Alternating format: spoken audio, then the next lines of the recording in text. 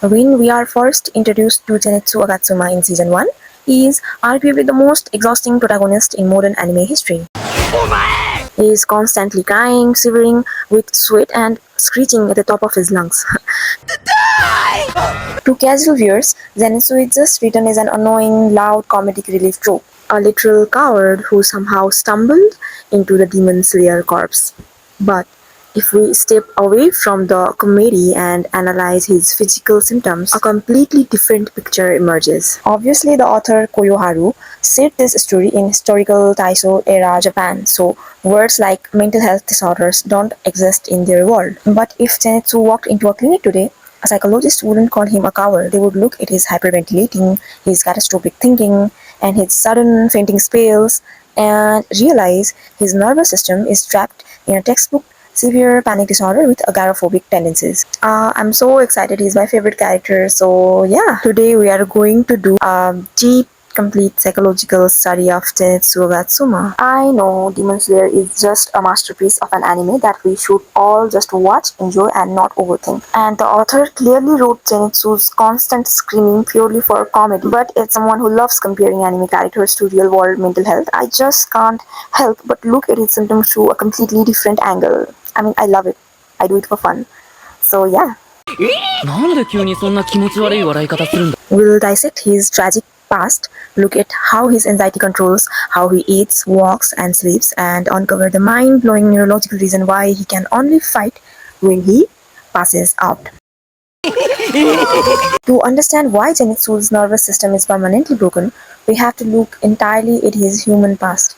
Zenitsu grew up completely alone. He had no parents, no family, and no one to teach him emotional regulation. Because he was starving for affection, he fell into a classic psychological trap, extreme codependency. As we all know, before meeting Tanjiro, Zenitsu let himself get scammed by a woman he loved. She tricked him into taking on massive financial debts, leaving him completely abandoned and financially ruined. His core psychological foundation became rooted in the belief that he is completely worthless, unlovable, and destined to be discarded. When the former Thunder Hashira, Jigoro Kowaijima, or is it Kowaijima? I think it's Kowaijima, yeah. So he saved him from those debt collectors and took him in as a disciple. Zenitsu's brain didn't suddenly heal. Instead the pressure intensified. During his training on the mountain, Zenitsu was so paralyzed by fear and self-doubt that he climbed a tree to escape. While weeping in that tree, he was literally struck by a natural bolt of lightning, turning his hair from black to bright yellow. Think about the absolute physical and psychological trauma of that event. His body survived 1,000,000 volts of electricity, but his nervous system was left in a permanent state of hyperarousal. From that day forward, his brain classified the entire world as an active, lethal threat. Because his body is stuck in a permanent fight or flight survival state, it completely alters how Zenitsu interacts with the everyday world. Look closely at how he walks and carries himself. He doesn't walk tall like Tanjiro or confidently like Inosuke. Zenitsu walks with a hunched posture, his shoulders pulled inward, protecting his vital organs. In psychology, this is known as a defensive somatic posture. His body is literally physically bracing for an attack that hasn't happened yet. Even his sense of hearing is a double-edged sword. Zenitsu has superhuman hearing. He can hear the heartbeat of a demon or the true emotional intentions of a human. But psychologically, imagine the sensory overload. When he eats, he is hyper-aware of every chewing sound, every shift in muscle tension around him. When he sits with Tanjiro, he can hear Tanjiro's overwhelming intense heartbeat of pure determination, which completely intimidates Zenitsu's fragile psyche. He clings to people like Tanjiro because his ears tell him that Tanjiro's heart is the only safe, steady anchor in a chaotic world. And then there is Nezuko. I love her. The moment Zenitsu sees Nezuko step out of her box in season 1, his anxiety warps into a hysterical coping mechanism. Because his brain is starved for safety, he instantly fixates on her as a romantic ideal, chasing her around and screaming her name. It looks like a joke, and they are really cute together, yes. It's actually a subconscious attempt to find a distraction from the terrifying reality of his deadly missions. The absolute best undeniable proof of Zenitsu's psychological state happens inside the Tsuzumi mansion. When Tanjiro gets separated from them Zenitsu is left alone with a terrified little boy named Soichi. Pay close attention to this scene. Zenitsu is fully trained, sword-wielding demon slayer. Soichi is just a helpless child. Yet, Zenitsu is the one crying, begging the child to protect him. This is a flawless representation of a clinical panic overload. When the tongue demon suddenly appears in the room, Zenitsu's heart rate spikes, his breathing becomes shallow and rapid, and he experiences acute tunnel vision. His brain completely overrides his physical strength, rendering him totally paralyzed. In real world, when the human brain is exposed to a level of terror that it cannot fight or flee from, it resorts to the final survival response, the freeze and collapse response. The conscious mind literally pulls the emergency brake to protect itself from psychological shattering. And that is exactly what happens. Zenitsu's eyes roll back, his knees buckle, and he completely faints out of sheer, unadulterated terror. But this is where Zenitsu becomes an absolute masterpiece of writing. The moment his conscious mind shuts down and faints, the cowardly Zenitsu disappears. Suddenly, his body moves with fluid, mechanical perfection.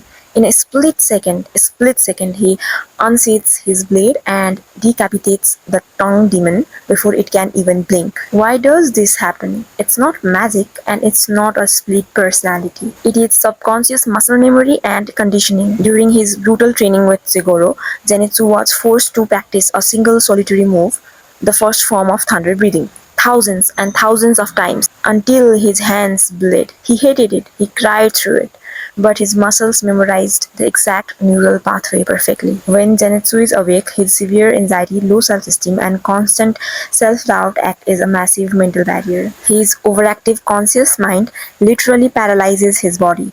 But when he faints, that anxious, overthinking, conscious brain is turned completely off. Now, with the anxiety out of the way, his subconscious takes control, like total control. His body executes the perfect lightning strike purely on instinct and deep physical conditioning. Just like in the real world, sleepwalkers can walk, open the door, or even cook a meal without their conscious brain being awake. He is a genius trapped behind a wall of fear. He isn't actually a coward at all. Think about the character of Tanjiro or Rengoku. They are naturally brave. When they face a demon, they don't feel paralyzing terror, they feel duty. But Zenitsu feels every single ounce of pure sacred terror. He genuinely believes he is going to die every time he steps into the dark. Yet by season 4, despite his overwhelming fear, Zenitsu doesn't quit. He pushes through the brutal Hashira training camp alongside Tanjiro, picking up his sword every single day. True bravery isn't the absence of fear. True bravery is when you are completely terrified. Your heart is beating out of your chest, your brain is screaming at you to run away, and you still step onto the battlefield anyway. Zenitsu's loud, messy panic attacks aren't a sign of weakness, they are proof of how hard he has to fight his own mind every single day just to be a hero. Before we wrap up, there are a few massive lessons here. First and foremost, a quick safety note for any younger viewers watching. In the anime, Zenitsu gets struck by a natural bolt of lightning and survives with cool yellow hair. Yeah, in real life, lightning strikes, they cause catastrophic cardiac arrest and severe neurological damage. Like Zenitsu's survival is pure anime fantasy. Real-world trauma and anxiety are caused by life experiences, not by trying to catch lightning. Number 2. Power of hyper-specialization. Zenitsu is deeply insecure because he could never learn forms 2 through 6 of thunder breathing. He only knew the first form, but his master told him, if you can only do one thing, do it to perfection. When your brain doesn't have to waste energy choosing between different options, your neural pathways for that one specific action become incredibly fast and efficient. So Zenitsu proves, thanks to him, that we don't need to know how to do everything in life. Mastering just one single strength can make you unstoppable. Number 3. Coping mechanism overload. The way Zenitsu constantly chases Nezuko or clings to Tanjiro isn't just random behavior, it's maladaptive coping mechanism. When a person's baseline anxiety is too high to process, the brain desperately looks for an obsession, a distraction, or another person to latch onto just to avoid facing its inner fears. Number 4. The illusion of unconscious state. Finally, Zenitsu's sleeping combat shows us that the power of the unconscious mind. Often in real life, when we are under intense stress or taking a massive exam, our conscious overthinking causes us to panic and freeze. So Zenitsu teaches us that sometimes we have to trust our preparation, our quiet, our loud, doubting, conscious minds and let our instinct and hard work take the wheel.